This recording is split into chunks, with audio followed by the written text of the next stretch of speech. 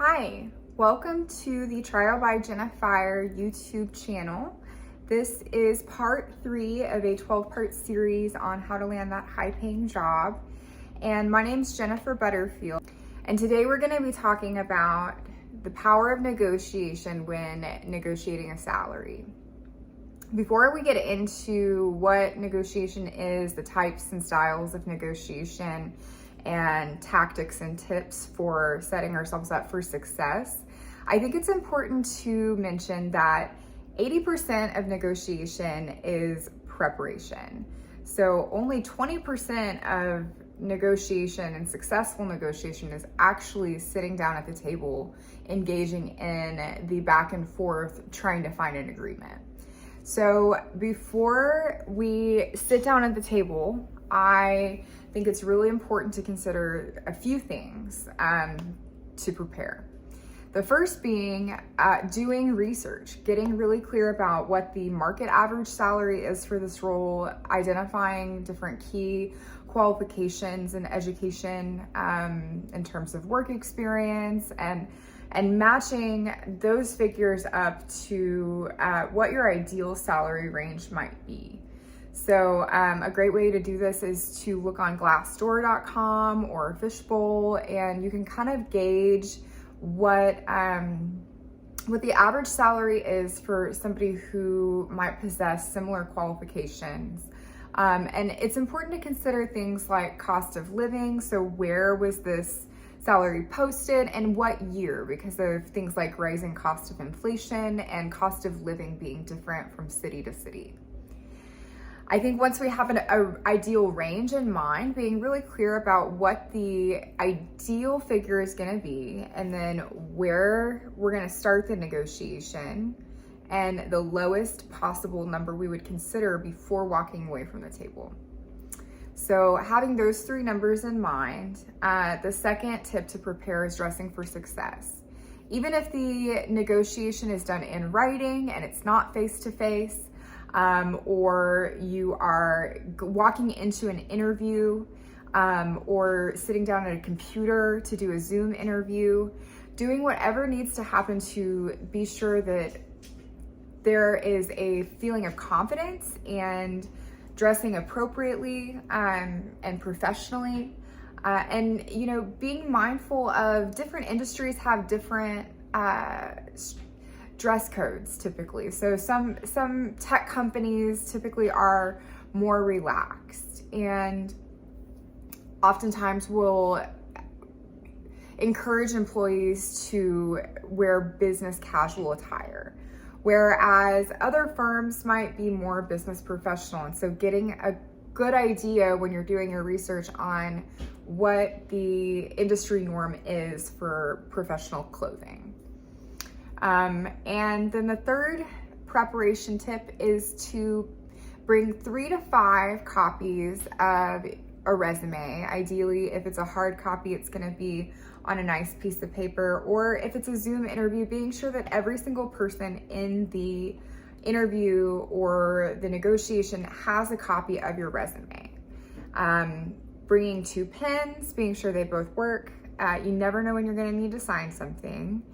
And then the third thing is definitely going to be bringing an ID. So we're having a copy of that scanned in and ready to be sent over. Okay, so let's talk about negotiation. What is negotiation? Negotiation is an attempt to work with a outside party or parties to come to an understanding or agreement that is mutually beneficial for all parties involved.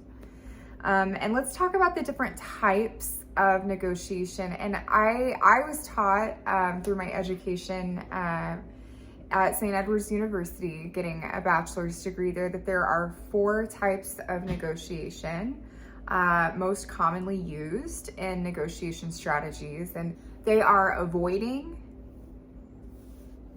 accommodating, compromising, and collaborating. And I'm going to briefly talk about the first 2, and we'll spend most of our time with the last 2. So Avoiding is completely avoiding it at all costs. So, putting it off, procrastinating, not addressing the point of discussion, and completely ignoring it. Obviously, this is not an ideal style.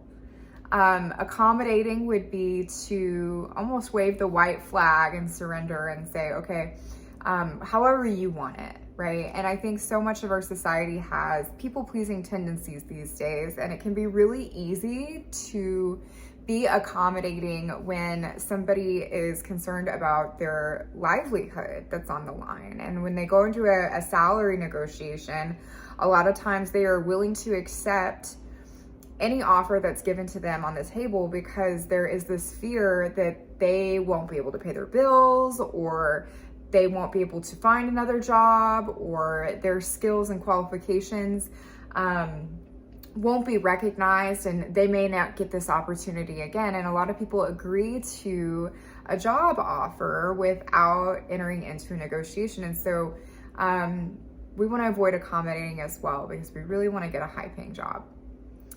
Compromising. So this is ideally a win-win type of a situation. So I give a little bit and I get a lot in return, and the opposing party also gives a little bit and gets a lot in return. And so this is a great strategy. It's probably the one that's most common and most familiar. However, this quid pro quo strategy is actually a strategy somewhat of the past. And I think a lot of people are not super familiar with the collaboration negotiation style. And I'm gonna spend the majority of this video talking about the collaboration negotiation style, because I think it is the most effective and the best style of negotiation regardless of the circumstance. And so think of negotiation in terms of a pie. So I start out with a whole pie, and I come to the table and I want to get a piece of your pie, and I want you to have a piece of mine too. So this would be cutting a little slice of pie out and giving it to the opposing party while also taking a slice of their pie. Well, that's great. That's a compromising style. But collaboration is thinking of it in terms of increasing the size of the pie entirely. And so let's talk about a few different ways to approach the collaborative negotiation style in such a way that we are setting ourselves up for success to negotiate a really great salary. So I like to keep this in mind, and this is true for any art of negotiation, persuasion, or argument, that honey is sweeter than vinegar. And I firmly believe that authenticity, honesty, integrity, and building credibility and trust with the negotiating parties is crucial. So walking into a negotiation, again, this is where our preparation comes into play, right? We know who we're negotiating with. We know what we have in mind in terms of an ideal outcome. And we also have a little wiggle room and flexibility because we've done our homework and we have a clear idea of what the range of salary is that we would be willing to engage in a negotiation about. Another piece of building that credibility is dressing for professionally. And so with that being said, feeling confident and body language, making eye contact during a negotiation, these are all things that can help build credibility and trust without even saying a word. Let's talk about communication styles. A communication style that I favor in terms of any negotiation strategy is nonviolent communication. And so this ties in very well with our style of collaboration because it's a 4-part process. And for those of you who aren't familiar with it, I highly recommend looking it up, but I'll give a brief step-by-step overview of nonviolent communication. And it would look something along the lines of making an observation separate from an evaluation. And so that is stating the facts using my senses, my 5 senses, my sight, my audible hearing, my sense of smell, olfactory sense, taste, and touch, my kinesthetic sense. And so utilizing these senses to make an observation and refraining from evaluating this observation. So my opinion needs to be completely removed from this statement. So in this circumstance, I could say something along the lines of, I hear you saying the words, you really value work culture here at this company. That was an observation. Notice how I refrained from stating any charged opinion or using any language that would lead the other person to believe that I have an opinion about what I just observed. So I tend to refrain from using any language that says you or your, and really try to make a more objective statement. The second step of nonviolent communication is saying what I'm feeling. And so I want to avoid saying something like, I feel like when I hear that. Instead, I can say something along the lines of, I feel uncertain about what you mean by that. Or I feel uncertain about what work culture looks like in your mind.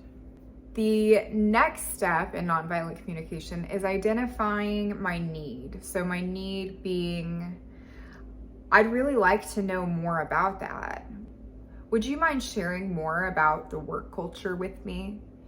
And that's a very formal means of communicating these styles. However, it will flow naturally. Positive, doable request is the fourth step. So, if I'm at the pool and I'm a lifeguard and I say, hey, no running, it comes off differently than walk, please.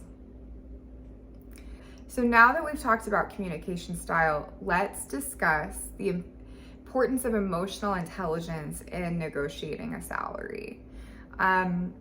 For those of you who are not familiar with emotional intelligence, I think it's a really, really great topic to study. And I'm going to give you a few tactics and suggestions in terms of increasing and improving self-awareness around emotional intelligence, especially in professional relationships.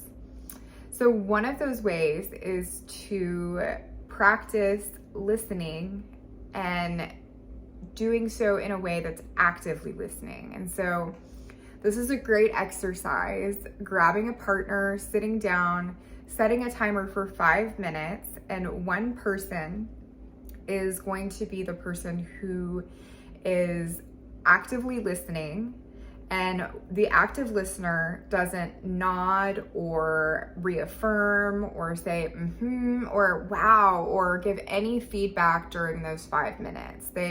They aim to stay as neutral as possible. The storyteller is going to be the person who is telling a story for up to 5 minutes about a time they were really scared. And the idea around this exercise is to be able to actively listen and then thoughtfully be able to respond at the end of the 5 minutes, providing the storyteller with an accurate and meaningful summary of the story they just told. And when the 5 minutes is up and the summary's been provided to the storyteller, the two partners can switch. This is a great practice because I think so many of us have this sense of urgency, and I think many people who are nervous in a salary negotiation situation oftentimes can interrupt. They can start speaking more quickly and it can be difficult to understand them. And also in terms of actively listening, being able to listen to what is being said, internalize it, and then utilizing a thoughtful response to show the person you're communicating with that you are listening to them and that you have something meaningful to contribute to the conversation. Another aspect of negotiation is being patient, not just with yourself, but with the other person or the other parties. And so when somebody is sitting down in a negotiation and they find themselves feeling a little nervous, or they've lost their train of thought, or perhaps they just received some less than ideal news, or they're uncomfortable, it's okay to let everything just drop to the ground, taking a few seconds to take a deep breath and really envisioning everything falling to the ground. From that place, collecting thoughts and reformulating the next sentence. It's also perfectly okay to ask for additional time. So a lot of times when we're in a negotiation, we might feel some discomfort or a bit of adrenaline pumping through our bloodstream. And so I think it's really important to keep in mind that when in a negotiation, we might be in a heightened state of deregulation and our nervous system might be slightly thrown off. And so our brains may not be thinking and functioning as clearly as they may be if we had slept on it a night, or after taking some time to really think about the opportunity on the table. I can't stress the importance of enough of just saying, thank you so much for this offer or this opportunity. It's a really great offer. I'd like some additional time to think about it. May I get back to you via email in 48 hours? And I think it's important to communicate a very specific set of time in which you intend to get back to the person in this instance. And so by stating a clear time frame in which I'll get back to this person I'm negotiating with is respectful of their time, and it also gives a clear boundary as to how long that offer is on the table. I can't stress this enough. Don't ever leave money on the table. And I think it's important to remember that when we're negotiating for a salary, there isn't just value in the annual salary. It is an important part, but number one, a high salary is never a viable excuse to take a job that is not ideal. Out of respect for an employer, if a job is not something that feels right, walk away from the table. I think that so often I've seen friends get into a position because of the pay and they are absolutely miserable. And I myself have had experience with this as well. And so I can't stress it enough. There is no amount of money that is worth losing sanity, sleep at night, or happiness.